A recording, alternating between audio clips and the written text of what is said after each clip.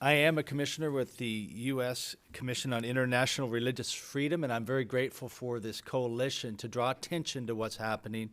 Particularly, I want to thank the Indian American Muslim Council. I understand that today they're releasing this report on the Genocide Convention and the persecution of Muslims in India. I've not yet read it, but it's these kinds of reports that draw much needed attention to the violations of human rights and religious freedom in India. And so we're grateful for it. Thank you so much. USCIRF, as you all know, is a bipartisan federal government body that's dedicated to promoting the universal right to freedom of religion and belief around the world. And throughout the year, we monitor religious freedom conditions abroad, and we make policy recommendations to the President, Department of State, and Congress. I have a statement regarding India that I often will make to policymakers, and it is simply this: friends don't let friends commit human rights abuses. And that's where we're at with India.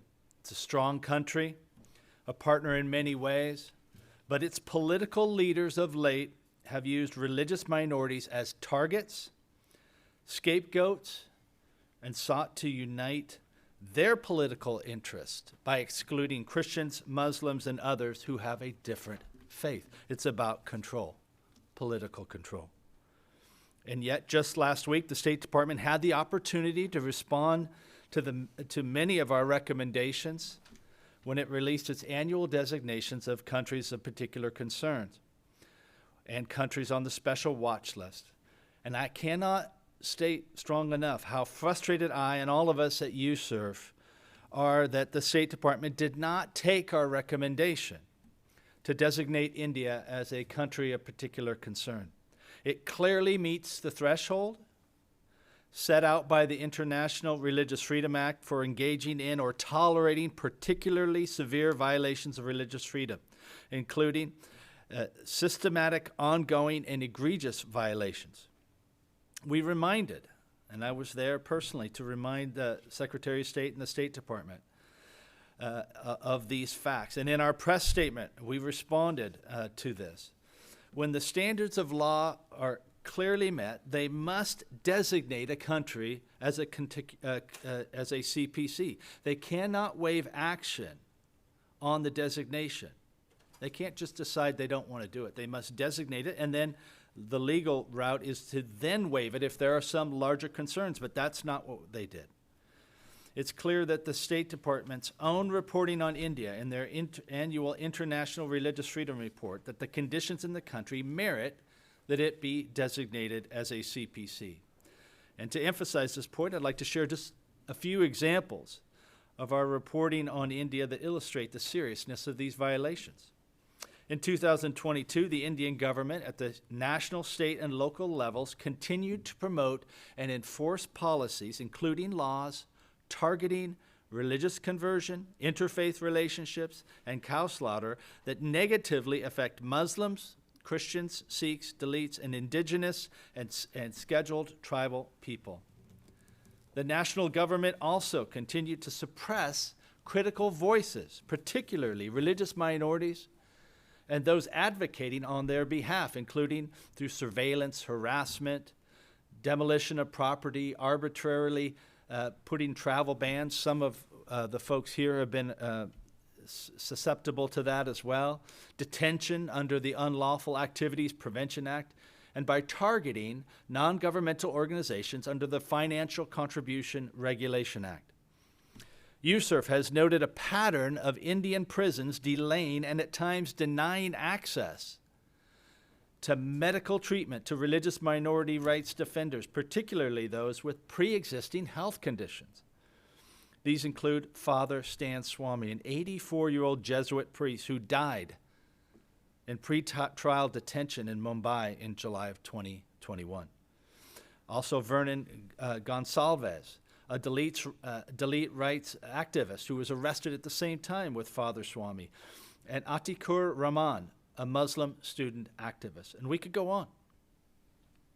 State policies, such as anti-conversion laws, disproportionately impact religious minorities, and these laws enable and encourage Hindu nationalists to target and discriminate against religious minorities under the guise of protecting Hindu faith and upholding state laws. The application and advocacy of these policies by government officials has created a culture of impunity for nationwide campaigns of harassment. 11 Indian states have legislation prohibiting religious conversion based on force, allurement, inducement, or fraud. However, some states contain such broad definitions that they can be interpreted as prohibiting any kind of conversion, whether consensual or not. Anti-conversion laws are increasingly targeting interfaith marriages or interfaith couples. Under the Special Marriage Act, interfaith marriages require a 30-day notice period, essentially allowing the opportunity for individuals to object to the solemnization of the marriage.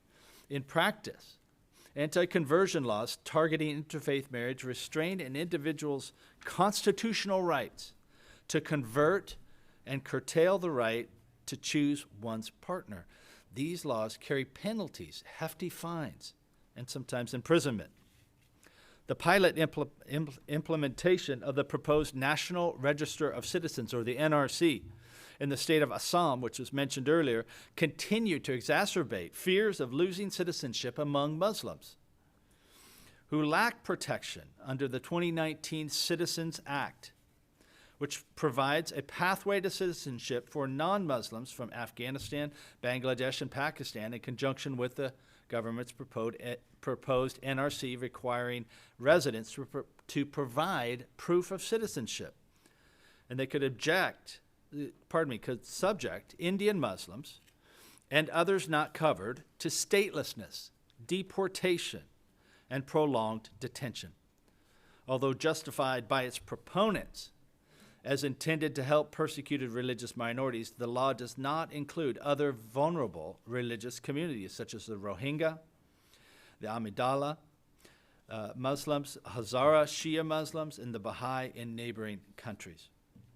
Religious minorities continue to face targeted violence and discrimination for being perceived as a threat to Hinduism, and authorities, including police, have at times assisted Hindu nationalist vigilante groups. Imagine that in a free democracy. USCIRF has received credible reports that adherents of these hardline groups threaten and use violence, including sexual assault, to punish and subdue religious communities, including Dalit Christians and Muslims, who are often discriminated against for converting and for being in a lower caste. There's a lot more we could say about this, about the religious violations taking place, but as you can see, it's a bleak picture. And USCIRF is going to continue to raise these issues with the State Department and make these recommendations and take them very seriously. We have to continue to pressure policymakers on this point. It's going to affect, I believe it should affect, India's standing in the international business community and political community that continues to do this. I thank you so much for having me here today. Myself and we here at USCIRF are grateful for your work on behalf of those persecuted and targeted in India. Thank you so much.